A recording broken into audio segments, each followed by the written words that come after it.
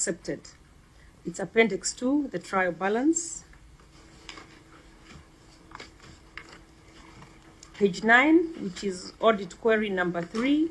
Honorable Chair, the management provided all ledger schedules to the auditor at time of audit. That's on page 9.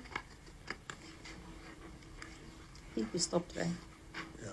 Auditor, what is your comments on the management responses for the 3 queries? That the various expenditure components had amounts that were at variance with the supporting schedules or ledgers as detailed in the table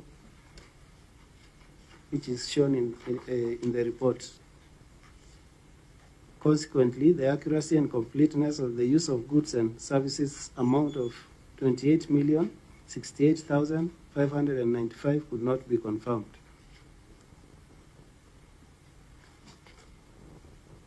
Thank you, Chair. That is issue 2 and 3.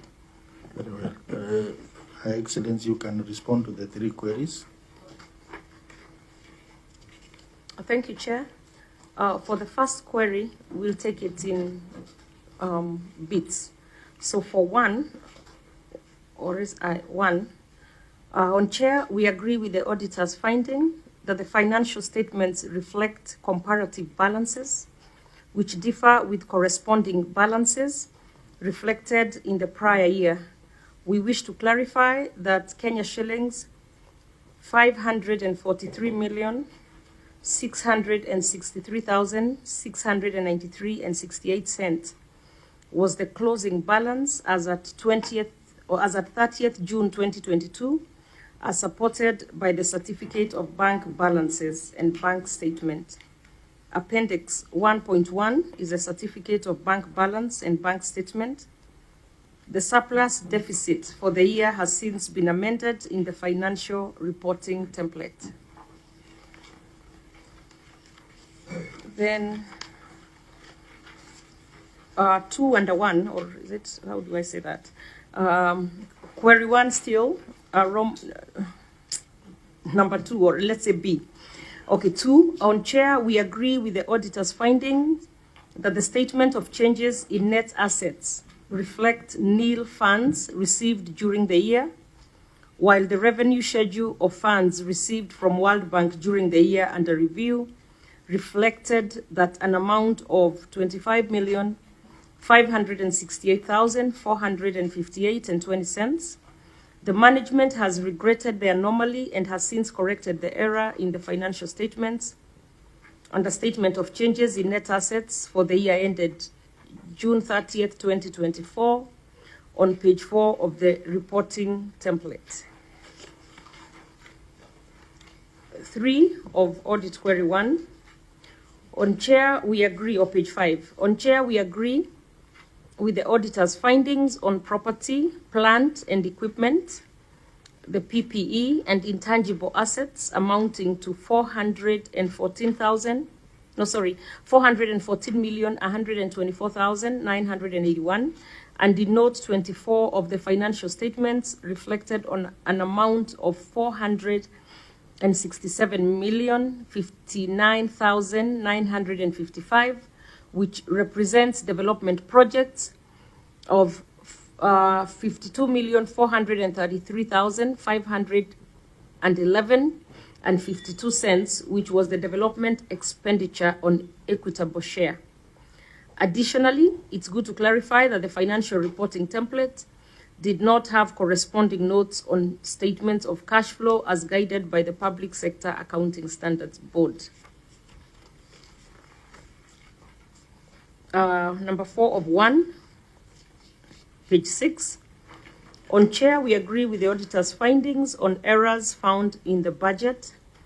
Kenya shillings 126,657,680.79 cents represents payment by county on behalf of the entity of Kenya shillings 95,757,955.92 cents, and conditional development grants of Kenya shillings 25,568,458, and 20 cents, and interest income of 5,331,266 and 67 cents. The amount of 509,882,937 is total expenditure, which comprises of equitable share and urban development grant expenditure. The management has regretted the anomaly and has since corrected the error in the financial statement and the statement of comparison of budget and actual amounts for the year ended June 30th, 2024, on page 6 of the reporting template. Now, audit query number 2. Honorable Chair, we would like to clarify that during the audit, management submitted the trial balance to assist in verifying the accuracy of the ledgers, and it was duly accepted. It's Appendix 2, the trial balance. Page 9, which is audit query number 3. Honorable Chair, the management provided all ledger schedules to the auditor at time of audit. That's on page 9. I think we stopped there. Yeah. Auditor, what is your comments on the management responses for the 3 queries? Thank you, Chair. On the issue of inaccuracies of the financial statements, we wish to state that the responses are not satisfactory, since the financial statements had already been certified and a report issued. So the explanations and support documentation were provided after. Chair, we can only be able to confirm this when we are carrying out the audit of the subsequent financial year, because it will require that the financial statements for 2023-2024 be restated. So, Chair, with your permission, we can verify that when we are doing the current audit for 30th June 2025. So that is why, Chair, we have said the status is not sufficiently addressed. For the issue of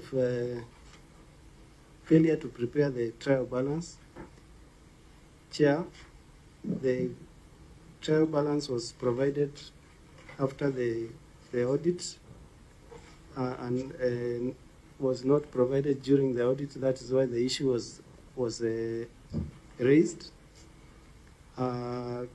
Again, Chair, because this will go hand in hand with the statement of the financial statement, then that can be confirmed when we are doing the audit for 30th June 2025.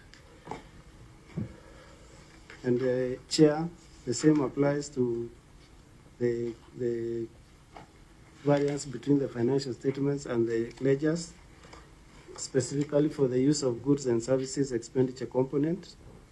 Chair, the ledgers were provided but had variances as raised in our audit report. And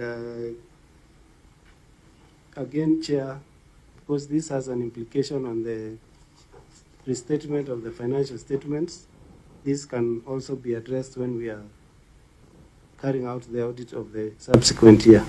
Thank you, Chair. So maybe before you stop, can you respond to the response on query 2 and 3, that you were provided with the trial balance during the audit, and you are also provided with the ledger schedules during the audit?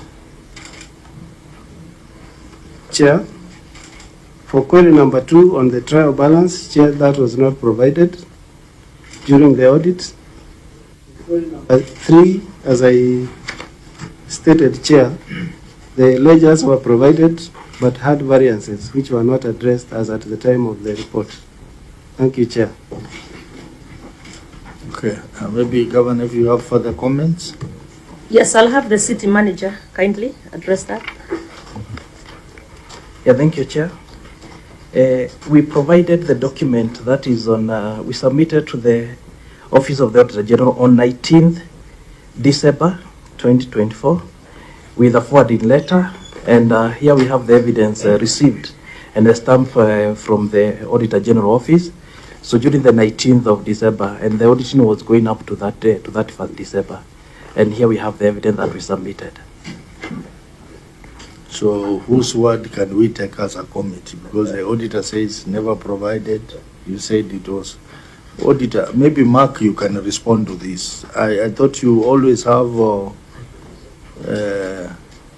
documents that you exchange among yourself, and there is an exit meeting. Yes, thank you, Chair.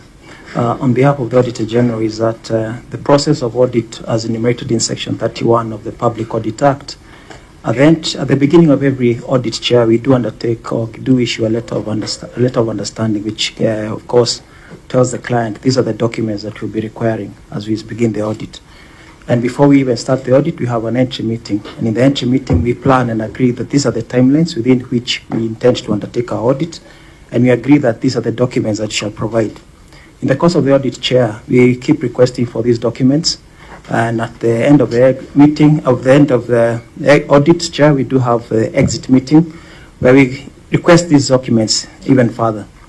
After that, Chair, we do what is called a management letter, where we enumerate some of the issues that we have not been able to agree on during the exit, and further give the client additional time to respond or to give the documents required. Chair, if those are not provided, we then do what is called a draft report. Chair, draft report basically shows these are the issues that are going to the report, and if there's any documentation that you need to provide, then provide it at this time. And if you do that, then so the issues are considered addressed. When that fails, Chair, that's when that issue now appears in the audit report.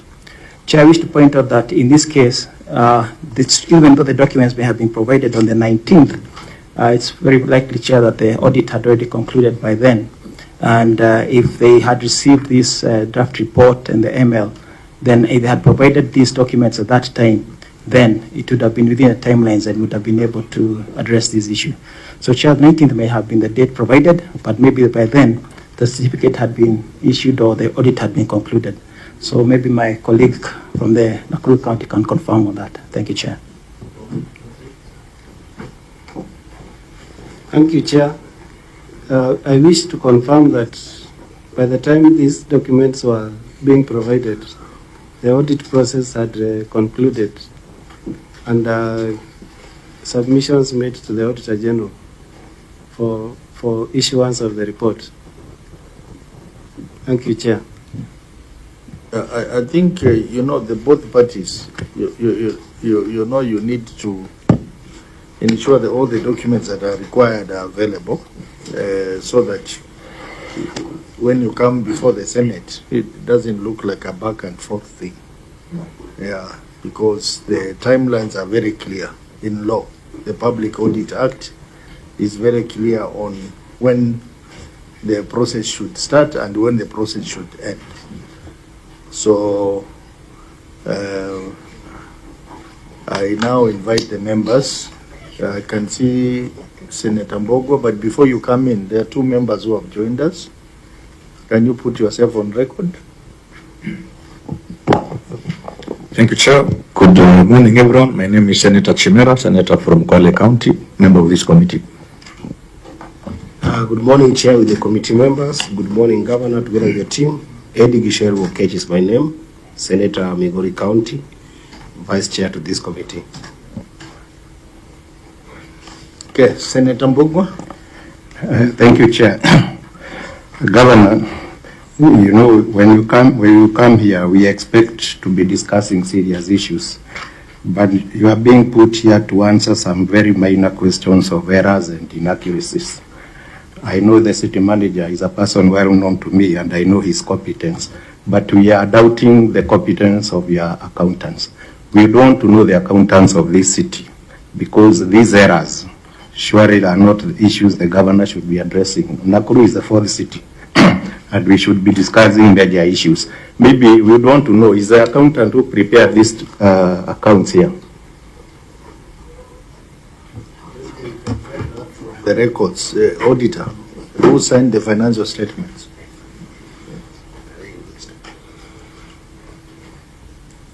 Chair, the name is CPA Mary Kagonya, ISPAC member number 12447. Thank you, Chair. Can you check the status of Mary in ISPAC? Mary, you are here. Mary Kagonya, ISPAC member number 12447. Membership status active, status in good standing.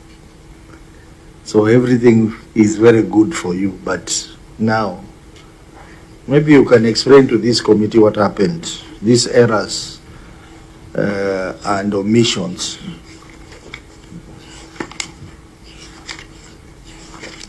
Is something we don't take easy.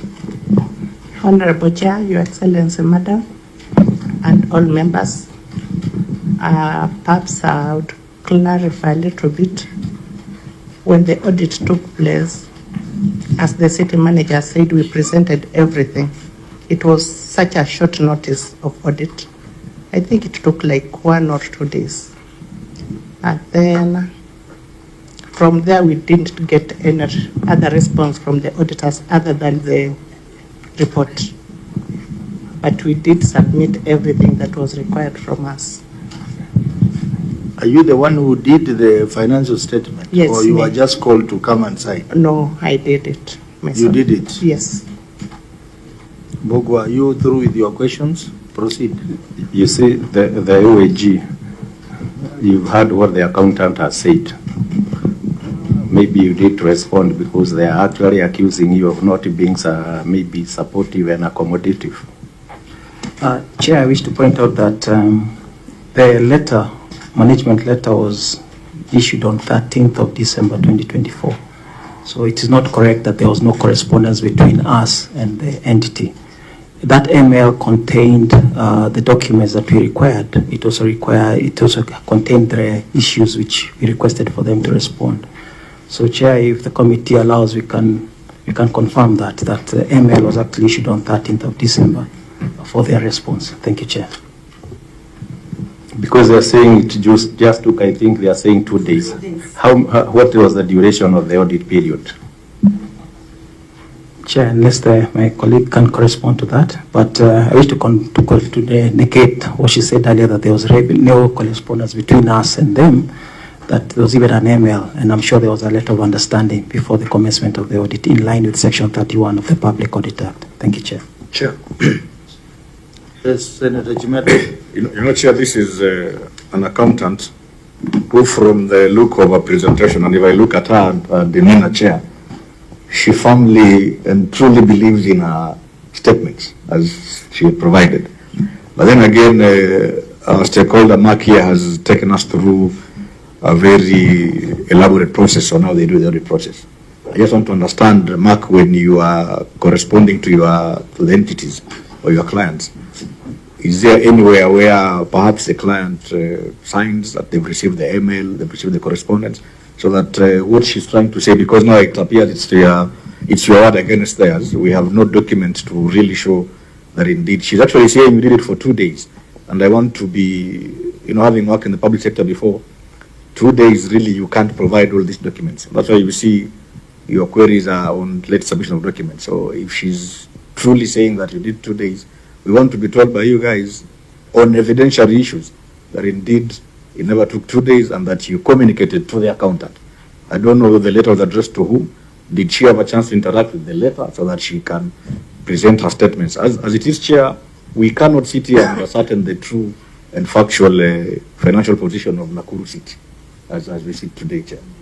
So we need to clarify, is it an oversight on the part of OAG or is it the accountant side, Chair? Thank you. You see, OAG is not under trial. They are a part of us. They are a part of our support team. The law is very clear.